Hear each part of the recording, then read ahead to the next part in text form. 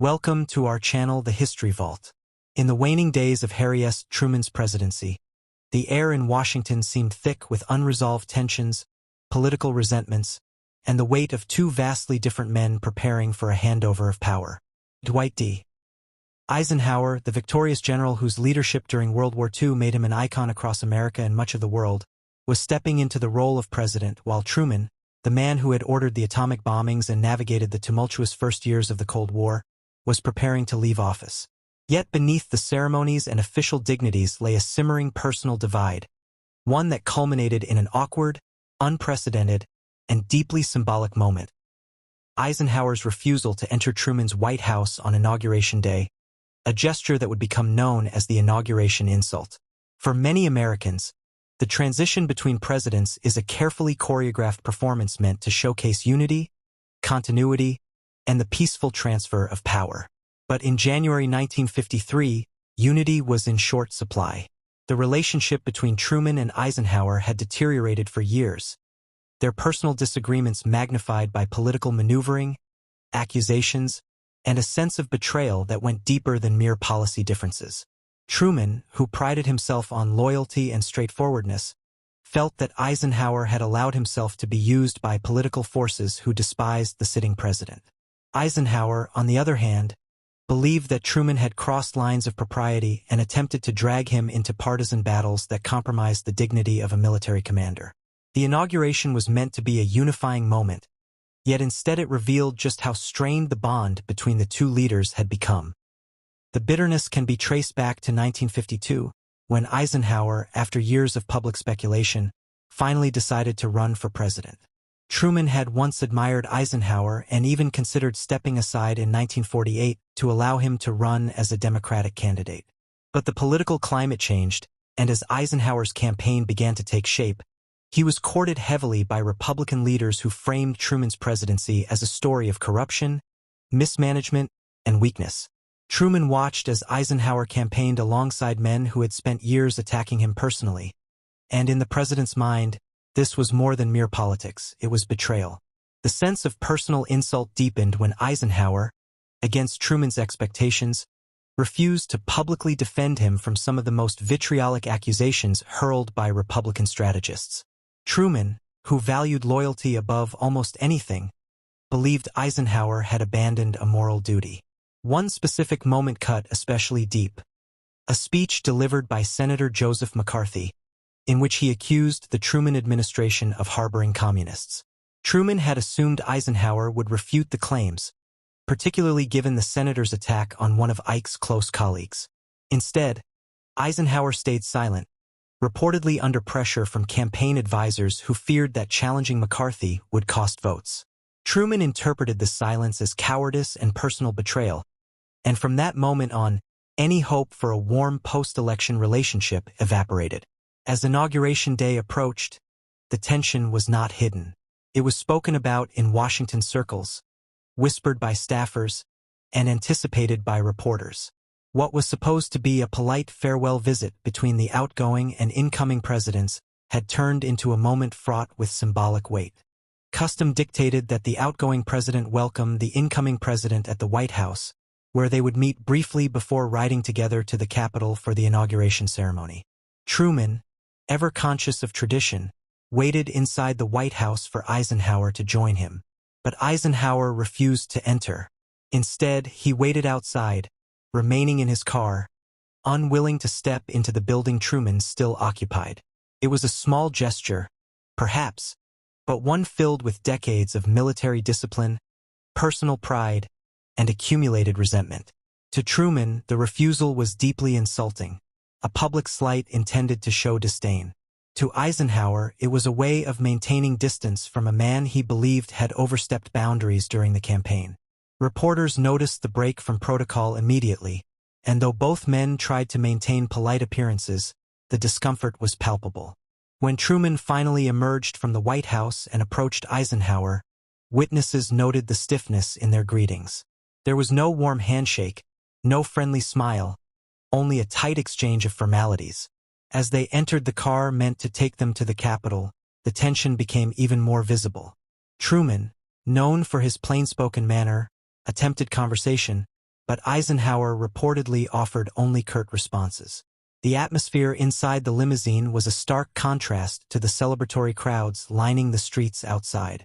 Two men, both shaped by war, duty, and extraordinary responsibility, found themselves unable to bridge the gap between their conflicting values and wounded pride. During the ride, Truman pointed out a few matters of interest, including a road project he had initiated. Eisenhower, however, offered no acknowledgement. Instead, he stared ahead, giving the impression of a man determined to remain distant. Staffers seated nearby later commented that the silence felt heavy, almost suffocating. The symbolic nature of the moment was unmistakable. The outgoing and incoming presidents were physically close yet emotionally worlds apart. The brief journey to the Capitol, which in other years had been filled with polite conversation or gestures of goodwill, became an uncomfortable reminder of the fracture between the two leaders. At the Capitol, the awkwardness continued. Truman watched silently as Eisenhower took the oath of office, the applause of the crowd echoing around him. It was a moment of pride for the nation, but for Truman, it carried the sting of personal disappointment. Eisenhower's speech, emphasizing unity and strength, seemed almost at odds with the tension that had unfolded minutes earlier. When the ceremony concluded, Truman left quickly, not waiting for the traditional lunch or extended pleasantries. He returned to private life carrying the weight of what he viewed as a snub, one that would remain with him for years. The two men would have limited contact afterward, and their relationship never fully recovered. Truman later spoke openly about his frustrations, calling Eisenhower ungrateful and accusing him of failing to understand the responsibilities of the presidency.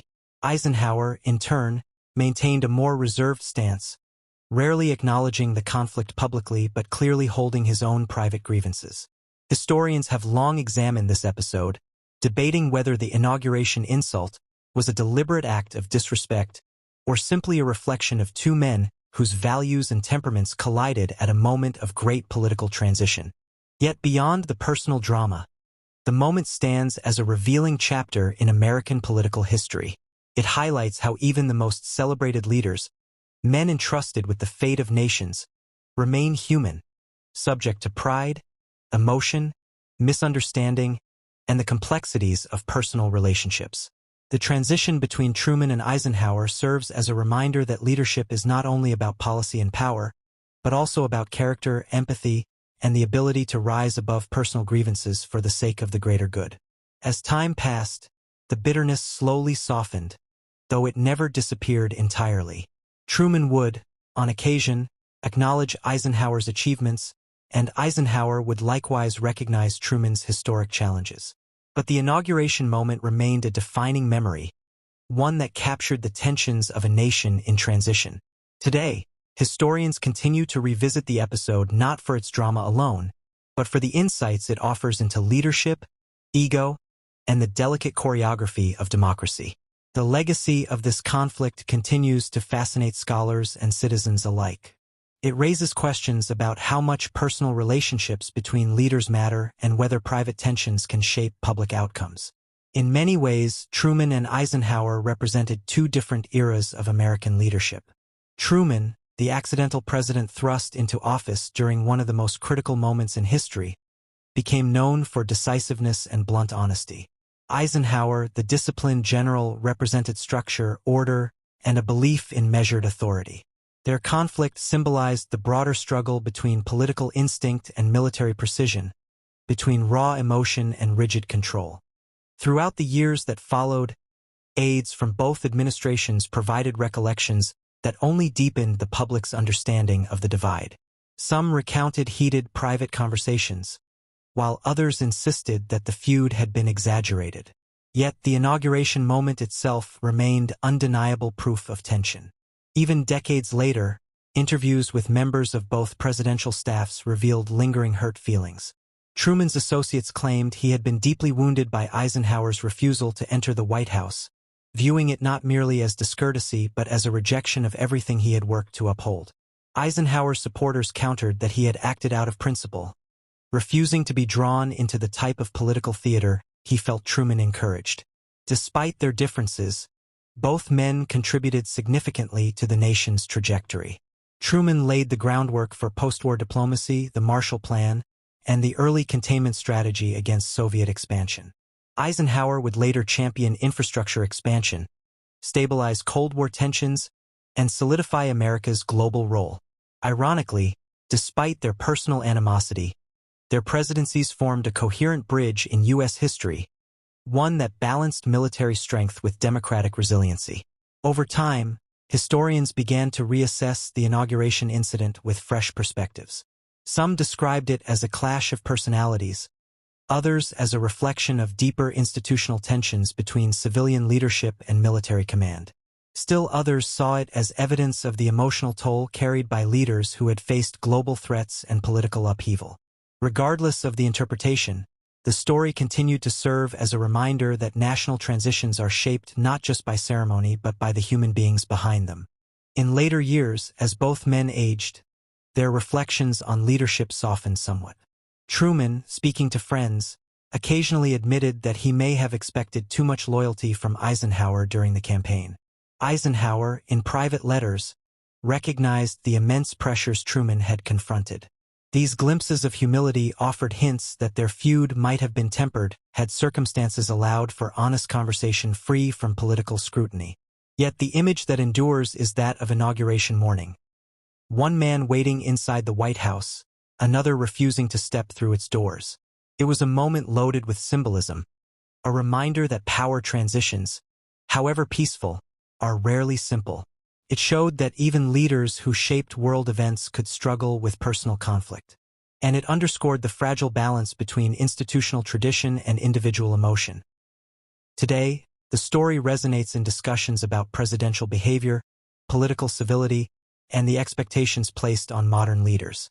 It reminds Americans that personalities matter as much as policies, and that history is often made not only through grand decisions but through small gestures heavy with meaning.